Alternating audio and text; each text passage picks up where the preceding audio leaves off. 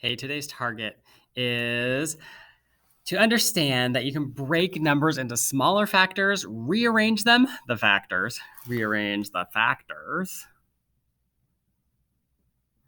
and still end up with the same product. So here's what I mean. Let's do something simple like, let's do 20 times 60. And yes, you should be writing this on your own sheet of paper. If you don't have a sheet of paper, pause the video, go get paper. You should write down everything I write down. So we probably know the trick that 2 times 6 equals 12, and then I can place the two zeros. But why does that work? Well, I'm going to explain that by breaking 20 and 60 into their factors.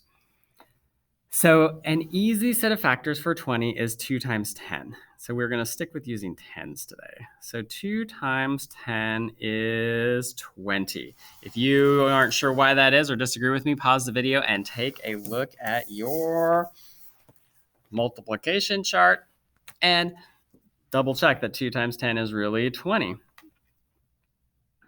And 60, we can do 6 times 10. So now I'm going to rearrange it. Up here in the target, we're going to rearrange. So I'm going to bring the 2 and the 6 together. 2 times 6 and do 10 times 10. And 2 times 6 is 12.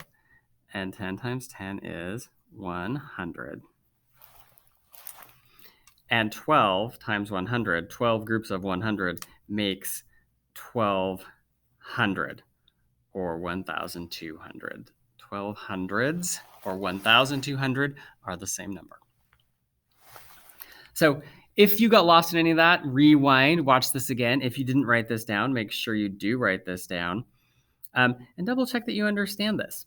Let's do one more. Let's do 20 times 50. So again, you know that you can do 2 times 5 is 10.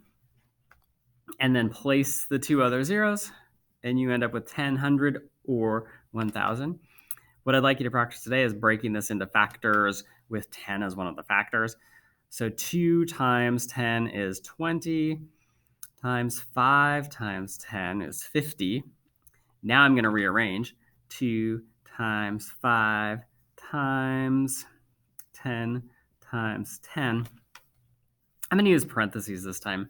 Parentheses just show what you're going to multiply together first. And I'm going to do 2 times 5 is 10. 10 times 10 is 100.